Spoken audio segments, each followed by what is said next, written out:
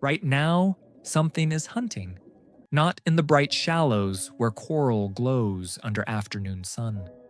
Not in the open blue where dolphins arc through the wake of ships, but far below all of that. In a place where the ocean has stopped behaving like an ocean and started behaving like something else entirely. A place with no light, no warmth, no mercy. We have sent rovers to Mars. We have mapped the craters of the moon in finer detail than most of our own ocean floor. We have split atoms, sequenced genomes, and built machines that think. But the deep sea, we have explored less than 5% of it. Everything that lives below 1,000 meters. Everything that has evolved in that darkness and pressure and cold. Most of it is unknown to us. And yet, for centuries, we knew something was there. We knew because of the evidence. Enormous circular scars across the skin of sperm whales. Massive beaks washing ashore inside whale stomachs. Sounds traveling through the wooden hulls of ships in open ocean at night. Rhythmic, enormous, deliberate, that no one could explain. Sailors who had only ever known the surface gave what they found a name they could understand. Monsters. What they did not know, what we are only now beginning to understand, is that the word was exactly right, just not in the way they meant it. The deep did not create monsters in the sense of creatures born to terrify. It created something stranger and more powerful than that. It created animals so completely shaped by darkness and pressure and cold and near starvation that to eyes evolved in the light, they look like nightmares. But they are not nightmares. They are answers. For hundreds of millions of years, in conditions that seem designed to prevent life, the deep ocean has been asking a single question. What is the absolute most that life can become when everything that makes life comfortable is taken away? When there is no light, no warmth, almost no food, and pressure strong enough to collapse steel? The answers are down there. The twilight zone, 200 to 1,000 meters. Drop below 200 meters, and the first thing you lose is color. Red disappears almost immediately, then orange, then yellow. The visible spectrum narrows stage by stage until the only light remaining is a blue so deep it is almost indistinguishable from black. This is the twilight zone, a vast belt of ocean a full kilometer deep that receives no usable sunlight. No photosynthesis here, no plants, no green energy arriving from above. Instead, the only food is what falls. Scientists call it marine snow, a slow, perpetual drift of organic particles descending from the surface. Fragments of dead plankton. To us, it looks like nothing. To the creatures that live here, it is everything. It is the entire food supply of an ecosystem stretching across hundreds of millions of square kilometers of ocean. And where there is food, no matter how scarce, life finds a way, but not life as we know it. In this world of diminishing light, the first monsters are not what you might expect. They are not enormous. They are not armed with needle teeth or glowing lures. The first monsters of the Twilight Zone are monsters of disappearance. The glass squid drifts through these waters with a body so transparent you can see its organs functioning in real time. The glass octopus is almost entirely invisible, its whole body rendered see-through by evolution. Only its eyes remaining solid, two dark circles floating in blue water with nothing visibly attached to them. The barrel fish peers upward through a transparent skull, its tubular eyes rotating inside a dome of clear tissue, tracking movement above while its body remains effectively invisible from below. Why so many species here choose transparency is still not fully understood. It may be camouflage, a way to vanish in whatever faint light remains. It may be energetic. In a world where every calorie counts, producing pigment costs more than it returns. But not every creature in the twilight zone chooses to disappear. Some choose the opposite. They choose to shine. In the gloom, certain animals create their own glow through a chemical reaction that needs no sunlight, no fuel from above. It comes entirely from within. Scientists call it bioluminescence. To us, watching through the viewport of a submersible, it is extraordinary. Flashing dots, pulsing patterns, entire bodies flickering like living lanterns in the dark. But here, light is not beauty. Light is survival. And the ways these creatures use it reveal something fundamental about what it means to live in a world defined by what cannot be seen. The firefly squid covers its belly in thousands of light-producing organs, each adjustable individually, like pixels on a biological display. It measures the faint shimmer of the surface above and matches that glow precisely across its underside. From below, a predator looking upward sees not a dark silhouette against the light. It sees nothing. The squid has erased its own outline by becoming the light it hides against. Scientists call this counter-illumination. Camouflage not through darkness, but through imitation, making light to disappear into light. Other species play stranger games still. The bloody bellycomb jelly shines deep red. Down here, red light does not penetrate. It is absorbed by water long before it reaches this depth, which means to every eye in this environment, red is simply invisible. The jelly appears completely black, but inside its body, bioluminescent prey continues to glow. And that glow is hidden, concealed inside an animal that looks to everything around it, like an absence in the water. In the twilight zone, every adaptation circles a single question: who can be seen and who cannot? And the creatures here have answered that question in ways that took hundreds of millions of years to perfect, and that we have barely begun to understand. Each night, something extraordinary happens in these waters. As darkness falls at the surface, billions of creatures begin to rise. Lanternfish, squid, jellies, an entire army of the deep ascending hundreds of meters to feed on plankton under cover of night. At dawn, they sink back down, retreating to the depths before the light returns. This movement is called the Deal vertical migration. It is the largest migration on Earth, greater in scale than every wildebeest crossing, every salmon run, every monarch butterfly flight combined.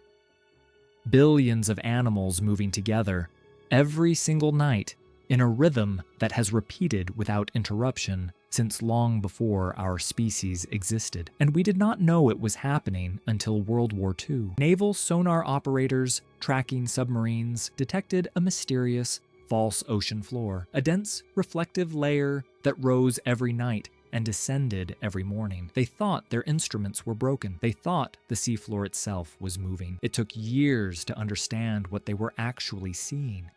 Not rock, not sediment, life, an invisible biological layer hundreds of meters thick, moving as one, feeding as one, breathing as one in the dark. The twilight zone is where the familiar rules begin to bend, where transparency is armor, where light is used to hide, where the largest migration on Earth remained invisible to us until machines accidentally stumbled across its echo. This is only the first layer. This is only the beginning. The midnight zone, 1,000 to 4,000 meters. Past 1 kilometer, the last trace of sunlight vanishes. Not fades, vanishes. There is no dawn here, no dusk, no seasonal shift. there is only permanent night. Temperature hovers just above freezing. Pressure at this depth is hundreds of times what we experience at the surface. And it is here, in conditions that seem designed to prevent life, that evolution becomes most creative. The animals of the midnight zone have not simply adapted to darkness, they have weaponized it.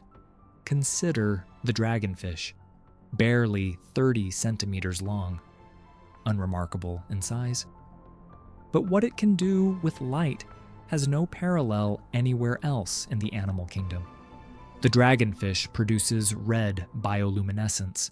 This matters because red light does not occur naturally at these depths. It is absorbed by water long before it reaches the midnight zone. As a result, the eyes of virtually every creature living here have no ability to detect red wavelengths at all. To them, red light is invisible. It simply does not exist. The dragonfish has invented a private searchlight. It illuminates the water in front of it in a color that only it can see. It hunts in light while appearing to everything around it, to hunt in complete darkness.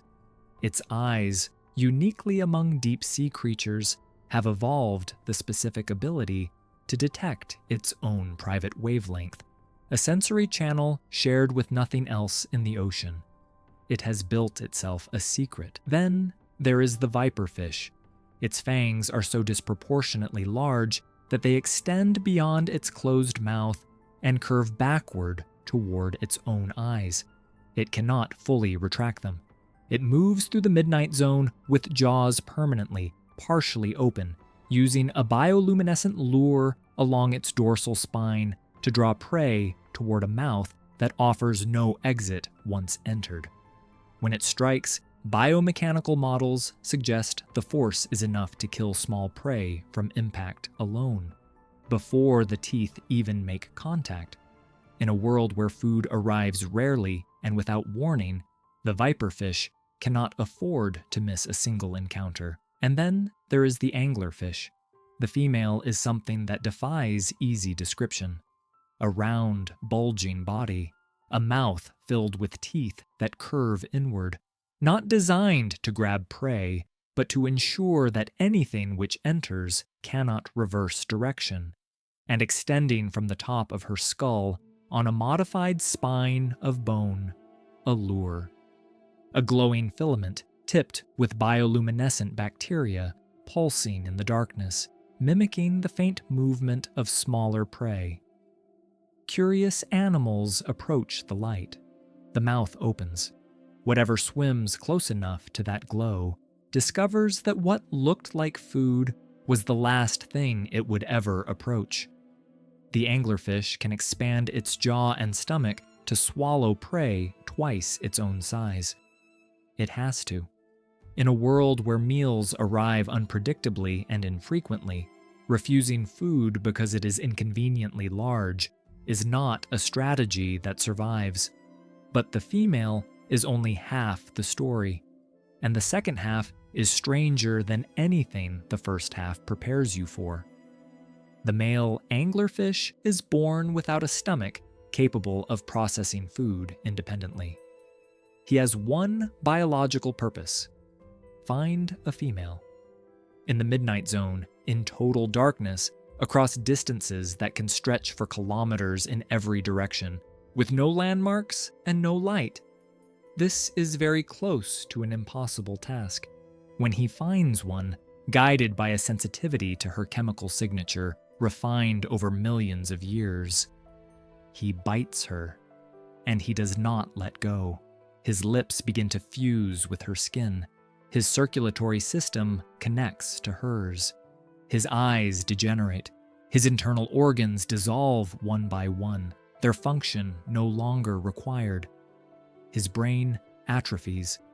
Over days and weeks, everything that made him a separate animal disappears. What remains, permanently attached to her body, nourished entirely by her blood, is a small protrusion of living tissue existing for one purpose, and one purpose only.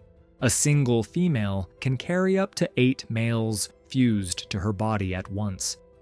This is not a grotesque accident of evolution. This is a solution to one of the hardest problems in biology.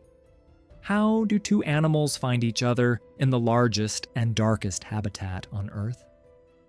The anglerfish's answer is to make the search a one-time event, to turn the meeting into a merger, to eliminate everything non-essential from one partner and ensure that once found, the connection is never broken.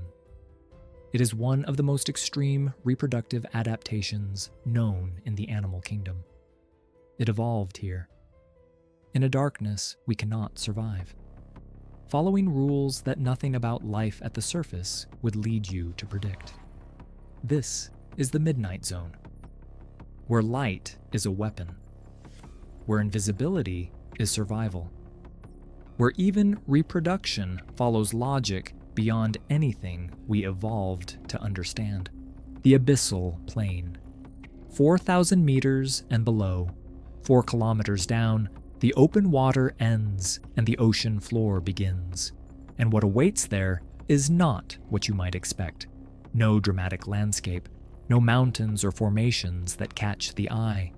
Only a vast, flat desert of fine gray sediment stretching for thousands of kilometers in every direction without a single landmark. The abyssal plain, one of the largest habitats on Earth, covering more of this planet's surface than all its forests, all its grasslands, and all its deserts combined. And yet one of the least studied, least understood places we know of. Temperatures here never rise above 4 degrees Celsius. Food is scarcer even than in the midnight zone.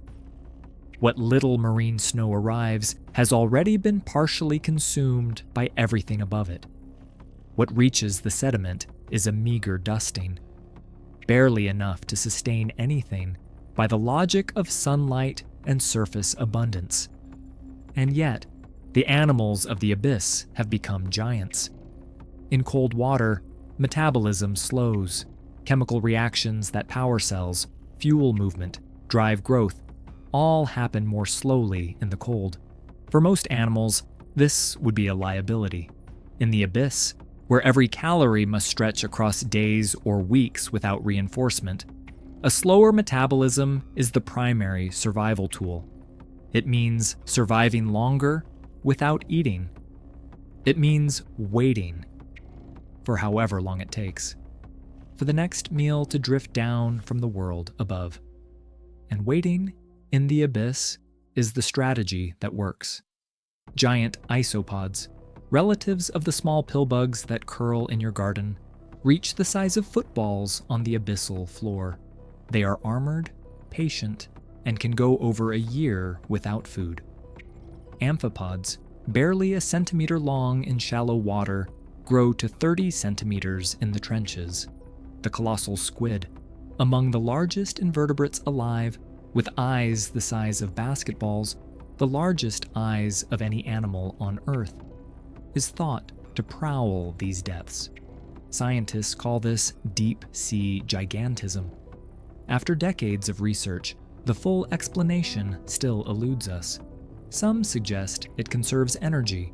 Others believe it provides defense against scarce predators. The truth is, we still do not know. The Greenland shark drifts through these waters at the pace of a slow walk, metabolizing so slowly that it does not reach sexual maturity until it is over 150 years old. The oldest specimens studied lived beyond 400 years. They were alive during the age of Shakespeare. They were alive when Newton described gravity. In the abyss, time itself moves differently. Creatures grow slowly, reproduce rarely, live for centuries. And in that extraordinary patience, they reach sizes that nothing at the surface can match. Food arrives rarely in the abyss, but when it does, it arrives all at once. A whale that dies at the surface and sinks over the course of hours carries with it an enormous package of organic material to a world that has almost none. Within hours of landing on the sediment, scavengers arrive. Sleeper sharks, hagfish, amphipods in their thousands. They strip the flesh with extraordinary efficiency. Then a second wave moves in, smaller organisms consuming what the first wave left. Then a third wave, years later. Bacteria and bone-eating worms called osedacs, colonizing the skeleton itself, feeding on oils locked inside the bone tissue. A single whale carcass sustains entire deep-sea communities for decades. In the abyss, even death is abundance. Even an ending becomes a beginning. The abyssal plains remind us of Earth's true scale. They cover more territory than all forests, grasslands, and deserts combined, yet remain largely unseen, unexplored, and unexplained. Each grain of sediment hides countless microbes, recycling nutrients, sustaining a hidden food web that we are only beginning to map. And somewhere out in that gray desert, giants move through the dark at the pace of seasons, living lives measured not in years, but in centuries, patient beyond anything we are built to imagine. The hadal zone, 6,000 to 11,000 meters. Below the abyssal plain, the ocean floor breaks apart. At the boundaries where tectonic plates collide, one plate slides beneath another, dragging the seafloor downward into trenches of almost incomprehensible depth. These are the scars of the Earth, the deepest places on the planet. The hadal zone, named after Hades, the underworld, begins at 6,000 meters and descends to nearly 11,000. The Mariana Trench, the deepest known point on Earth, sits at 10,935 meters below the surface. To put that in perspective, if you placed Mount Everest at the very bottom of that trench, its peak would still be submerged by more than 2 kilometers of water. Pressures at full hadal depth exceed 1,000 times what we experience at the surface. Temperature barely rises above freezing. For decades, scientists assumed nothing complex could survive here. The pressure alone, they reasoned, would destroy the molecular machinery of life. Proteins would collapse. Cell membranes would fail. The chemistry of living tissue simply could not hold together under that kind of force. They were wrong. The snailfish that live at the very bottom of the deepest trenches are not struggling survivors clinging to the edge of existence. They are the apex predators of the hadal zone. Pale, translucent, gelatinous, they look too fragile to survive anywhere, let alone in the most extreme environment on Earth. They are the top of the food chain in the deepest place we have ever found life. Fewer people have visited the Mariana Trench than have stood on the surface of the moon.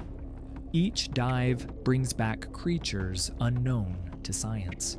Translucent sea cucumbers drifting like parachutes, gelatinous organisms with no clear anatomy, microbes whose metabolisms remain a mystery even after years of study. For centuries, humans imagined the trenches as lifeless voids, silent graves beneath the sea. What we found instead was life. Resilient, improbable, and everywhere. But the hadal zone gave science one more discovery, one that did not just change how we understand the deep, it changed how we understand the possibility of life itself. Along the walls of these trenches, cracks in the ocean floor exhale superheated water laced with chemicals from the Earth's own interior. Hydrogen sulfide, methane, dissolved metals. These are hydrothermal vents, and around them, in conditions where nothing should be alive, extreme heat, toxic chemistry, crushing pressure, total darkness. Entire ecosystems thrive. Tube worms over 2 meters long cluster around the vent openings, surviving without mouths or stomachs. nourished entirely by bacteria living inside their own tissue. Giant clams filter the chemically rich water. Ghostly crabs pick their way across mineral formations in temperatures that would cook them if they drifted a few centimeters closer. Shrimp cluster at vent openings in numbers that would look impossible anywhere else on Earth. The food web here begins not with sunlight, not with plant matter, not with anything drifting from above. It begins with chemistry, with the heat of the planet itself, with geological activity happening kilometers below the surface of the ocean floor. It is a food web based entirely on the Earth's own interior, a complete and thriving ecosystem that owes nothing to the sun. And that changes the question of life beyond Earth permanently. If life can build entire ecosystems on chemistry alone, in the most extreme conditions this planet can produce, then what does that mean for other worlds? Europa, orbiting Jupiter, hides a liquid ocean beneath kilometers of ice, kept warm not by sunlight, but by tidal forces from Jupiter's gravity. Enceladus, orbiting Saturn, actively vents water vapor from a confirmed subsurface ocean. The same conditions that support thriving communities at hadal vents may exist right now on worlds hundreds of millions of kilometers from here. To study the hadal zone is not merely to study Earth. It is to glimpse the conditions under which life is possible anywhere in the universe. What we still cannot explain. For all we have seen, the deep sea remains a world of questions. More than 80% of the ocean is still unexplored. Each dive into the depths, each submersible expedition, brings back creatures never before seen by science. Animals with glowing eyes and needle-like teeth. Fish with no eyes at all but light-sensitive skin across their entire bodies. Jellies that break every rule of biology. Worms that consume metal. Organisms so fragile they dissolve into formless material within minutes of being brought toward the surface. Animals we can film but never fully examine, because they exist only in conditions we cannot recreate. It is a world where discovery is not rare. It is constant.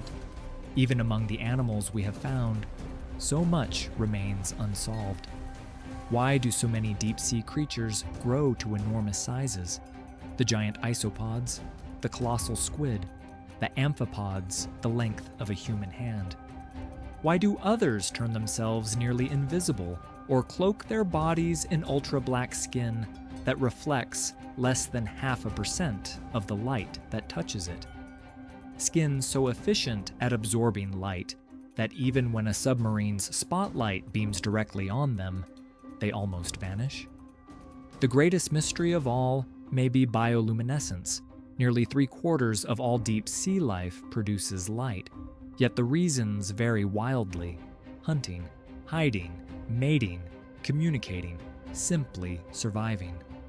We still cannot fully explain how so many species independently evolved such complex chemical systems, or why some can produce light in wavelengths that no other animal on Earth can even perceive. There are deeper puzzles still. For now, these are mysteries without explanation. Perhaps that is what makes them so powerful. We called them monsters because our language was built in the shallows, in the light, in a world where warmth and food and visibility are assumed, where life follows rules we can recognize because we evolved inside those same rules. The deep does not follow those rules. It never has. What it has produced over hundreds of millions of years of darkness and pressure and cold and near starvation is not a gallery of nightmares. It is a gallery of answers to questions more difficult than anything life at the surface has ever been asked. The anglerfish did not evolve its reproductive strategy because evolution had no other options. It evolved it because in the midnight zone, finding a mate twice is genuinely nearly impossible, and permanence solves that problem completely. The snailfish is not delicate. It is precisely engineered at a molecular level for conditions that destroy everything else. The whale fall is not simply a death. It is one of the most efficient transfers of energy that nature has ever designed, one ending becoming an entire world. Every adaptation in the deep that looks monstrous to us is monstrous only by the standards of a world those creatures have never lived in, by the logic of their own world, the logic of pressure, darkness, scarcity, and cold. They are not monsters at all. They are perfect. And that may be the most important thing the deep sea can teach us. Not about the creatures themselves, but about what life becomes when the conditions are extreme enough. About the fact that darkness does not end life. It shapes it. That pressure does not prevent life. It sculpts it into something we have no prior framework to understand. That cold does not stop life. It slows it and makes it patient, and gives it centuries to grow into something that eyes evolved in sunlight will never fully recognize. We have seen less than 5% of what is down there. The remaining 95%, the unnamed, the unfilmed, the undiscovered, is moving through water right now, in permanent darkness. Under pressures we cannot survive. In cold that has not changed in a million years. And every time we send something down, we come back with proof that what we imagined was only the beginning. These are mysteries without resolution. Perhaps that is what makes them so powerful. They remind us that Earth still holds secrets. Secrets worth protecting. Secrets worth discovering.